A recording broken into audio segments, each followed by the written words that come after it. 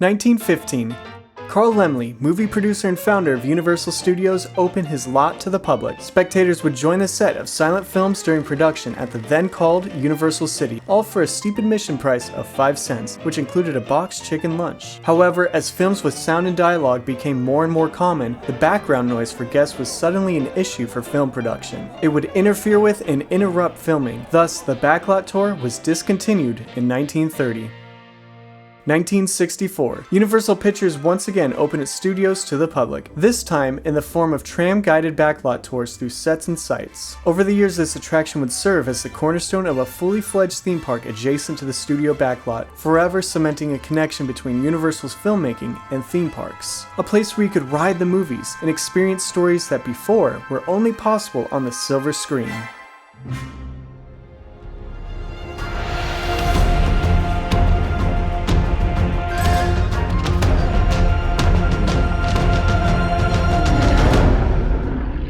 (1931) Meet exotic filmmaker Marion C. Cooper. He traveled to foreign countries on expeditions to make films, documenting other worlds. His adventures, however, were never as wild as the one he would encounter next. One night, Cooper woke up from a sleep and immediately had to document his larger-than-life dream, a giant gorilla wreaking havoc on a bustling New York City. From the tropics to the concrete jungle, this was an idea bigger than any dream Cooper had before. A story like this seems to write itself, as if it's always been. The idea, the events, they fall into place.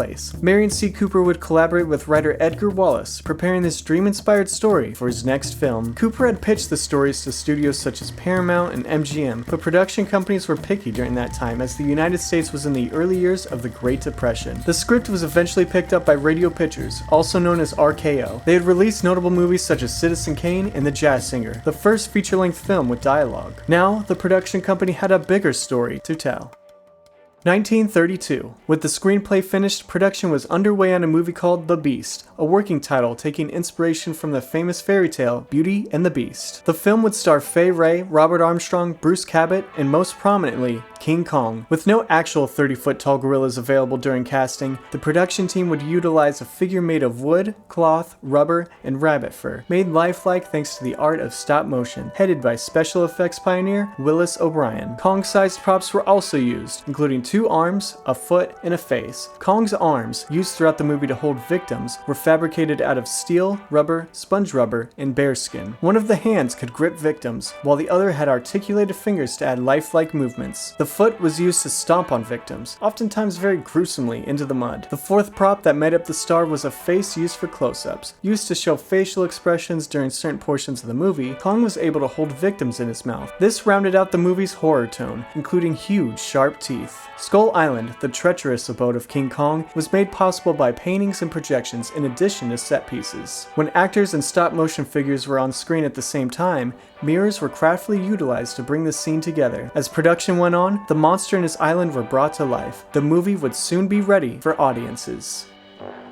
1933. The special effects were done. The soundtrack, which was the first for a full-length talkie, was complete. The film was ready. More importantly, the world would soon be introduced to a never-before-seen nightmare, one that would captivate, horrify, and amaze. King Kong premiered in the newly opened Radio City Music Hall, which was the largest auditorium in the world, and also premiered at RKO's nearby theater. Combined, the 2 venues had a capacity of about 10,000 people. Even then, the first 10 shows were sold out. King Kong was already a record breaker, surpassing as the highest attended indoor event at the time. Audiences were in for an otherworldly story. Marion C. Cooper would shape the plot by combining his reality as an exotic director with his dream of a gorilla in New York City. The movie starts off with filmmaker Carl Denham, known for his jungle movies, set to embark on a ship to a new filming location, but he's missing a lead girl for the movie. He rushes into the city to find someone ready to take the job, and that's how he meets Ann Darrow, a young woman down on her luck who is now promised the adventure of a lifetime. She agrees. They and the crew board the ship, and the journey they can never come back from begins. Headed toward Indonesia, the crew is still unsure exactly where their destination is. Denham eventually reveals they're en route to Skull Island, an island not found on an everyday map, a place he'll record footage you can't get anywhere else. He tells the crew about something on the island that's, quote, neither beast nor man, something monstrous, all-powerful, still living, still holding that island in a grip of deadly fear, unquote. They're all instantly enthralled when they arrive on Skull Island, stumbling upon upon the natives performing a sacrificial ritual as they prepare to offer a woman to whatever is on the other side of a centuries-old wall. Once the chief sees Anne, they stop the ceremony. They call her the Golden Woman, and she's the new subject for their sacrifice. The chief offers a trade, 6 of their women for Anne. Denham's crew declines, but that doesn't stop the natives, who later kidnap Anne. While the crew set off to rescue her, they catch their first glimpses of what they heard about in legend, King Kong. He grabs Anne and ventures deep into the jungle. The crew runs after Kong and Anne into the thick of Skull Island, depths that have been untouched by civilization and time. It's heaving with prehistoric and monstrous beasts, vicious dinosaurs around every turn. While some of the crew is lost in the dangers of the island, those who are left manage to rescue Anne. For Denham, this isn't enough. Greedy for fame and success, he then lures Kong to the shore where they throw gas bombs at him. Kong is sedated, captured, and brought back to New York City. Once a godlike king on an unknown remote island, Kong is now made a spectacle, the showpiece of a sold-out special event. He's live on stage, harnessed by chains. He's magnificent, worthy of 1,000 pictures. The press gathers to take pictures of him, but the bright flashes set Kong off. They continue snapping pictures, and Kong breaks free of his chains and escapes, running at will into New York City. Disaster. He wants his freedom back. He wants Anne back. Kong eventually recaptures her and retreats to where no one can stop him, the Empire State Building. He climbs the skyscraper and is truly on top of the world, while Anne is trapped in Kong's grip, an ancient beast, king of the modern world. But not for long. Pilots are called in to shoot him down, played by director Marion C. Cooper himself, fitting as he's a 2-time World War Air Force veteran. Kong, weakened from the bullet wounds, gently lets go of Anne and falls to his death. When Carl Denham arrives to the scene, he comments on how Kong died. It wasn't the airplanes. It was beauty killed the beast. The movie was praised for its groundbreaking special effects and its journey that took viewers where no other film at the time dared to go. This not only instantly became one of the highest regarded horror movies ever made, but it was also the inspiration for spin-offs, rip-offs, and remakes. 1974. 40 years have passed since King Kong was first released. It was already a classic and a favorite to many, including Michael Eisner, then ABC executive who pitched a remake of King Kong to Paramount Pictures. Obtaining the film rights from the defunct RKO would not be easy. It may have been the most grueling part of the process. No summary of these events could capture how complicated, extensive, and frustrating it was, but Paramount eventually gained the film rights and production was set into motion. Meryl Streep and Barbra Streisand were targeted to play the lead role, but acting rookie Jessica Lange eventually got the part. She starred alongside Jeff Bridges, Charles Grodin, and of course, once again, King Kong. With movie magic now much more advanced than in Hollywood's golden era, this iteration would be more realistic, more technologically advanced, and more horrific. Jaws was set to shock the world in 1975, but this was King Kong. Using modern technology, Paramount developed a Kong-sized mechanical ape, costing about $1.7 million, which is estimated around $8 million in 2020, accounting for inflation. Optimistic engineers began work on an impressively lifelike 40-foot-tall mechanical Kong, able to walk around set, move its arms, and have detailed expressions like wiggling its ears. Except it didn't go as planned. The animatronic would prove to be too complicated, resulting in a stiff, unconvincing figure, eventually proving to be essentially useless. In the final cut of the movie, the mechanical Kong appeared in some long shots, amounting to a total of only a few seconds. Rushed alternatives were utilized for the majority of Kong's scenes, including an actor in an elaborate suit for full body shots, and 2 mechanical arms used for close-ups. These Plan B Kongs were so rushed that those on the production team have admitted that 2 right hands were initially constructed on accident instead of 1 right hand and 1 left hand. The problems didn't stop there. The giant mechanical Kong leaked hydraulic fluid on a set in front of a large crowd of extras, but even that wasn't the worst of it. The mechanical arms would result in numerous incidents that put people in danger. Jessica Lange even said she sustained 10 months of bruising from the tight grip of the mechanism, causing her to scream in pain during production. Regardless, the film eventually came to fruition, and the world was soon to be reintroduced to King Kong. 1976. The King Kong remake premiered on December 17th, right in full swing of the Bicentennial's holiday season. The reception was nothing like the original, with many critics calling it campy, silly, and good-humored. The story also strayed from the original, ditching the plot that followed a filmmaker. Instead, the movie follows Fred Wilson, a big oil executive, who learns about an undiscovered island in the Indian Ocean, a place he believes is a great resource for oil, benefiting his company's future. He plans an expedition on a giant vessel and is joined joined by Jack Prescott, a primate paleontologist curious about the island. They come across someone stranded on a raft, an inspiring actress named Dwan. She's welcomed on board and they arrive to Skull Island. The plot at this point is similar to the original. They come across a tribe of natives as they're performing a sacrificial ritual. The natives pause when they see the crew and are immediately interested in Dwan and her blonde hair. The chief offers a trade for Dwan. This was declined, but the natives would get their way later that night by kidnapping Dwan off the boat. She's extended beyond the massive wall and is sacrificed to King Kong, who takes her to the depths of Skull Island. The crew follows to save Dwan. While this version of Skull Island isn't home to dinosaurs, there are monstrously large animals throughout the island. Many sequences on the island play out similarly to the 1933 version, with the crew rescuing Dwan and capturing Kong. The big oil executive, Wilson, plans to use Kong to promote his company. In a scene unique to this version, Kong is shown on the boat, conscious and irritated. Dwan charms him and calms him down as they make their way back to New York City, but this wouldn't be the last time his rage takes over. Kong is put on full display outside, chained in a cage. As reporters snap pictures of Kong, the flashes push him to break the chains and destroy the cage. Enraged, Kong starts walking around, crushing the fleeing public. Kidnapping Dwan once again, Kong makes his way for the Twin Towers, climbing to the roof where he's attacked by soldiers with flamethrowers. For his safety, he leaps to the North Tower to escape the attacks, but still, he's relentlessly fired at. Kong is down. Dwan reaches out and touches the weak and defeated beast as he slowly slips off the edge of the tower, falling to his death. Dwan is able to make it to the ground in time to say goodbye as Kong calmly takes his final breaths. This remake was doomed for issues from the start when a large portion of the budget was spent on a failed animatronic. It resulted in unconvincing special effects and a plot that veered from what worked in the first telling. While it didn't live up to the legacy of the original King Kong, this version of the movie would continue to inspire retellings of this classic story. 1984.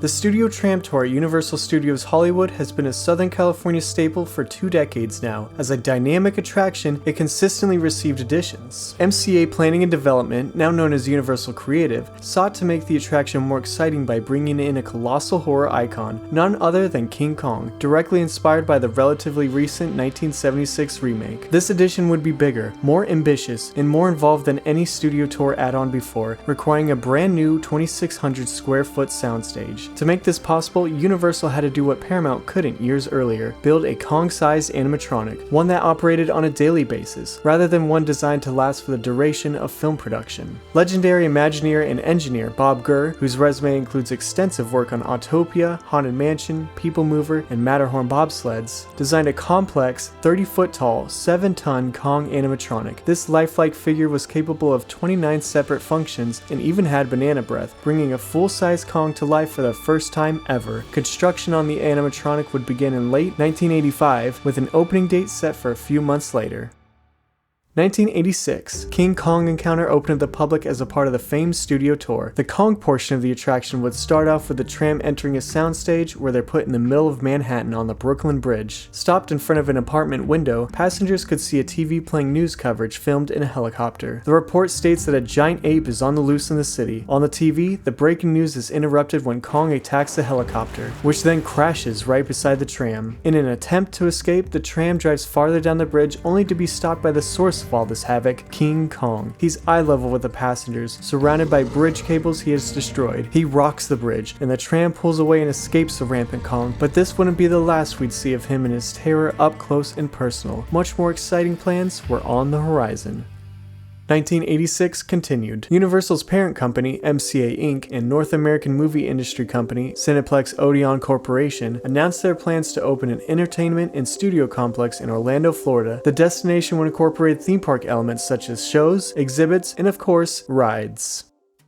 1990. Universal Studios Florida celebrated its opening day with much fanfare. Special guests Steven Spielberg, James Stewart, Michael J. Fox, and more were in attendance. The grand opening, however, was also met with much disappointment, as many headlining attractions around the park were down for most, if not all of the day, due to technical difficulties. This included the park's marquee attractions, the new standalone rides based on Universal Hollywood's various studio tour scenes, most notably Earthquake, Jaws, and Kongfrontation. The technical difficulties would eventually get worked out, resulting in incredibly impressive and immersive ride experiences. In the park's New York section sat Pennsylvania Station, the facade and setting for Kongfrontation. While walking by storefronts and authentic graffiti that capture the tone of 1970s Manhattan, guests in the queue would hear reports that Kong is on the loose in the city. This broadcast was playing on TV scattered throughout the recreated Pennsylvania Station. Guests were soon to be evacuated off the island by boarding an open-air suspension tram, a part of the Roosevelt Island tramway system. After departing the station and into a massive recreation of New York City, the tram driver notices wreckage from Kong on the empty streets below. A transmission can be heard over the radio to stop all trams and that Kong is headed directly for the tram route. The only problem is, the tram is stuck in automatic and won't stop. With fire and destruction everywhere, guests can see Kong's silhouette on a building, cast from the spotlight of a helicopter. The tram then turns a corner only to see a looming Kong is in the way, hanging off the side of a building. A nearby helicopter in communication with the tram driver shoots Kong despite the driver's plea not to. This enrages Kong. He hits the tram, causing it to plunge. The nearby helicopter in contact loses control and crashes behind Kong, allowing the tram to narrowly escape King Kong's attacks and rush ahead in its route. As the driver heads toward the evacuation destination, Roosevelt Station, a second helicopter shines a glaring spotlight toward the tram, obstructing all visibility. The light is eventually turned off, revealing that King Kong is blocking the tram's only path near the Queensboro Bridge. He's directly next to the tram, so close that he could reach it, and that's exactly what Kong does. He grabs the tram, lifts it, and drops it just over the East River, the most physically intense moment of the ride. It's then that the police helicopters take the opportunity to shoot at the giant ape, and the tram driver regains control, safely arriving at Roosevelt Station. As riders pull into the station, onboard televisions play a news broadcast covering the events that just took place, with actual footage showing riders on board. Having successfully evacuated, guests exit the tram and are directed into Safari Outfitters, the gift shop that featured one of the more notable photo ops throughout Universal history. Kongfrontation was a technologically and mechanically elaborate attraction that had a live team member that made each trip special, energetic, and unique. It was a fan favorite, offering thrilling, up-close and personal encounters with the eighth wonder of the world and his banana breath. The ride's detailed set would even serve as venue for seasonal Halloween Horror Nights attractions a few years. Kongfrontation brought terror and great memories for countless guests throughout the coming years.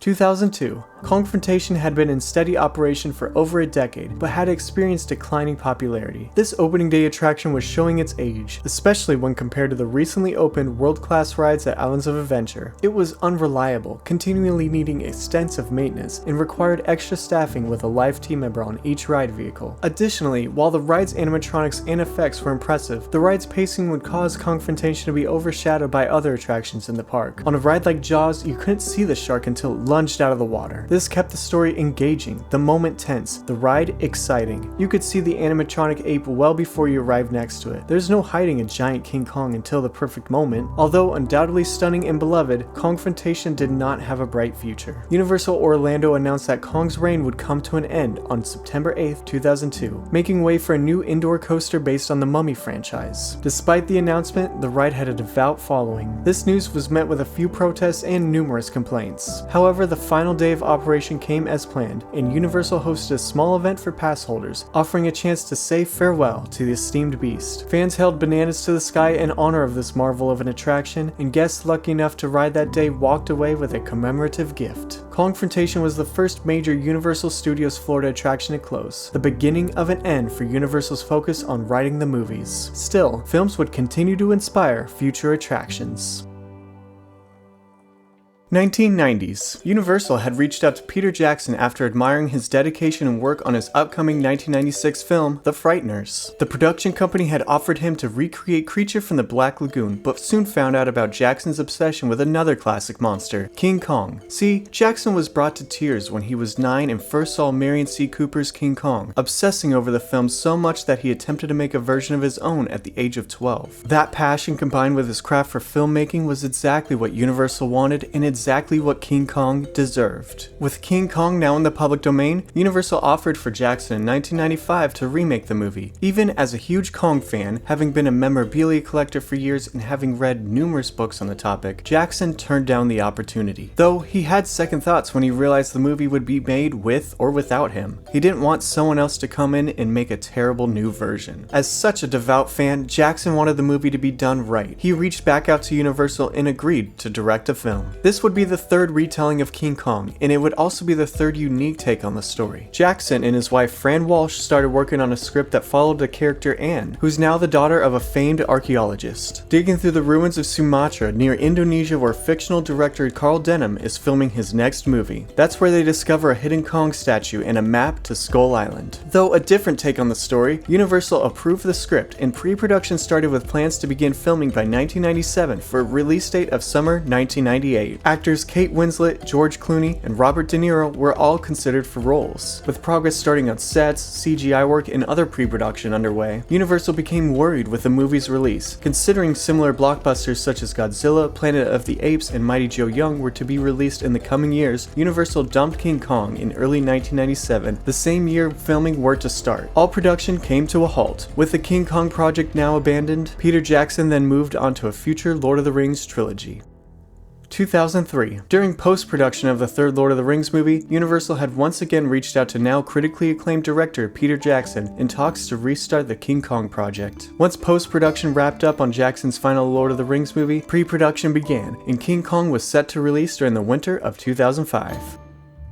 2005. Peter Jackson's King Kong premiered on December 5th, originally debuting in 38 theaters across Times Square. The film starred Jack Black, Naomi Watts, Adrian Brody, and, making his first CGI appearance, King Kong, invigorated by performance capture legend Andy Serkis. The script Jackson and his wife drafted in the 90s was revised by one of the co-writers for the Lord of the Rings trilogy, rewriting the modified backstory to more similarly mirror the original's narrative. While this script was very faithful to its source material, many characters and scenes were given deeper backstories in richer details. Peter Jackson's King Kong follows exotic director Carl Denham, eager to board a ship to his next filming location, despite the production company's demands to cancel production. In a last-minute casting effort, he meets Ann Darrow, whose line of work as an entertainer turned shaky during the Great Depression. Ann agrees to take part in Denham's film, Bon Voyage. Denham and his crew are off to Singapore, or at least that's what they're told. In a thick fog, the ship eventually arrives at Skull Island, to the crew's surprise. They disembark the ship to explore the island, where they are not welcomed by the natives, eventually being attacked. Denham's crew retreats back to their ship to depart, but notice Anne isn't on board. She had been kidnapped by the natives. Denham's crew rushes back to shore, but they are too late. Anne is being sacrificed to Kong. They chase after Anne as Kong flees into the jungle. This Skull Island is very similar to the originals, full of dinosaurs and other deadly creatures, now realized through the art of CGI. Many action sequences play out similarly to previous movies, while new scenes are added to scratch every Skull Island itch you may have had. Even King Kong is given a bit more depth in this movie, all down to scenery details like skeletons of other Kongs, suggesting he may be the last of a dying breed. Along every step of the journey, Kong is kind-hearted toward Anne, protecting her at all costs. The tempered ape fights off dinosaurs and monstrous creatures throughout the island to keep her safe. Eventually, the rescue party saves Anne and gets Kong to the shore to capture him using chloroform. King Kong is brought back to New York City for an extravagant event backed by Denham to show off the giant ape in an abbreviated recreation of the events that happened on the island. Peter Jackson inserted an Easter egg in this scene as the live orchestra is playing the original soundtrack from Marion C. Cooper's movie. Kong is agitated by the flash of cameras, upset when he sees an actress tied up playing the role of Anne, and breaks loose, going on a rampage in downtown New York City. The crew from the island is doing everything they can to stop him, but the mighty Kong is raging, set on one thing. He's sifting through the crowd, picking up every blonde woman he sees to find Anne, tossing aside anyone who isn't. He won't stop, but Anne, from a distance, knows what to do. She gives herself up. Kong is instantly calmed. Grabbing her, Kong instinctually finds a natural, secluded place to escape. The two ice skate in Central Park, showing off Kong's playful side. How much Anne cares for him is on full display here. It's a tender moment, one of the more notable scenes this movie added to the story, and it's quickly broken up by a military attack on Kong. He runs off to the Empire State Building, and we all know the rest. He's shot down by pilots, who's played by Peter Jackson as a nod to Marion C. Cooper's cameo. Kong peacefully spends his last moments on top of the world with Anne before slipping to his death. Carl Denham runs to the scene and delivers the final line of the movie, a line Jackson asked actress Fay Wray to deliver before she passed. It was beauty killed the beast. Everything about this movie is more majestic, more detailed, more. The scenery is lush and vibrant, the tense moments are darker, the quiet moments are more contemplative, the action is intensified, the romance is more pronounced, everything is made more, including the runtime. And that's the biggest critique of this movie. Critics have praised Peter Jackson's King Kong for its beautiful cinematography and detailed storytelling, but critics can't ignore the movie's overdrawn sequences and unnecessary details. Aside from that and a few distracting CGI scenes, this movie is thought of as a great addition to the King Kong catalog.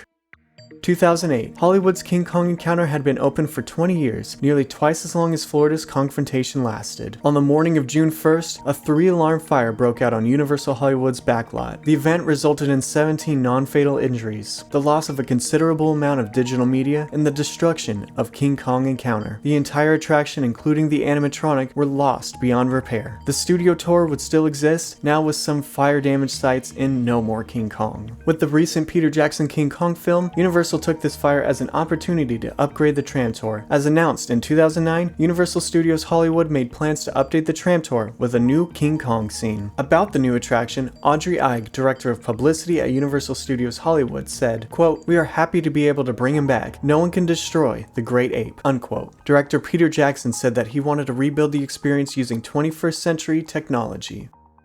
2010. King Kong 360 3D opened in the summer as a part of the tram tour at Universal Studios Hollywood. This attraction offers a full view of Skull Island by using a 360-degree screen-based tunnel, displaying action sequences from all angles, no matter where the rider sits or looks. This section of the tram tour begins by the tram driving by a freshly destroyed identical tram car, and then passing through a large wall from Skull Island as seen in Peter Jackson's 2005 film, adorned with skulls and other creepy decorations that yield warning to what's inside. A video plays on the tram's onboard TVs of Peter Jackson introducing the ride and welcoming everyone to Skull Island. Riders enter the deep jungle, immediately surrounded by V-Rexes that swarm the tram. You speed forward, simulated by a moving platform that the tram is parked on and air blowing on riders. Being chased and snapped at by the V-Rexes, the tram comes to a halt and is imminently put at risk of the savage dinosaurs. King Kong comes crashing through the ruins, making his grand entrance and immediately attacks a V-Rex. He huffs and puffs at riders and jumps over the tram, continuing the action on the left side, but danger still lurks on the right. Kong jumps to the other side, shaking the ride vehicle, and another tram pulls up alongside yours. The weight is too much, the ground beneath starts to crumble, and riders start to fall off a cliff, only to get tangled in a series of vines swinging near the snapping jaws of a V-Rex. Kong attacks, snapping vines, and catches your tram just before it drops to the ground. The mighty beast pounds his chest and gives one final battle cry. End scene. King Kong 360 3D is an impressive display of CGI special effects, and it was the first time theme park goers could see Kong in his natural habitat of Skull Island rather than New York City. He's also made the hero in his attraction, saving riders from vicious dinosaurs. Though the attraction won awards upon opening for being a first-of-its-kind 3D experience, longtime theme park fans missed the presence of an animatronic, especially one as big as Kong. Thankfully, Universal would get another opportunity to bring the great ape to life. 2015. When Universal's Islands of Adventure opened in the late 90s, it debuted with 2 expansion plots for future, to-be-determined attractions. One of these locations was where Harry Potter and the Forbidden Journey sits today. The second expansion plot was located in Jurassic Park near Toon Lagoon. There, construction began in 2015 on a new project with rumors pointing to a Jurassic World attraction, but Universal Creative had other plans. 2016. Universal announced that King Kong would return to the Orlando resort after a 10-plus year hiatus. Skull Island, Reign of Kong would come to Islands of Adventure, bringing the mighty beast back for the first time since Kongfrontation closed in 2002. The ride would be located in its own new land, or island as they're referred to in the park, and would open July of that year. Skull Island, Reign of Kong is a first-of-its-kind trackless dark ride with outdoor and indoor scenes, capturing the dismaying atmosphere of the island. The setting pulls you in at the beginning of the queue, which has an original soundtrack, 2 versions for daytime and nighttime. After passing through an intimidating stone entranceway modeled after Kong, the queue begins in a misty outdoor area that leads into dark caverns and caves used by the island's natives. Guests come across an ominous Char woman animatronic. Upon opening, the queue had featured a scare actor who would interact with guests, making for a tense, on-edge experience. The queue ends up at a small exploration site from 8th Wonder Expedition Company. This group gives tours of the island on 72 passenger buses guided by one of 5 animatronic drivers.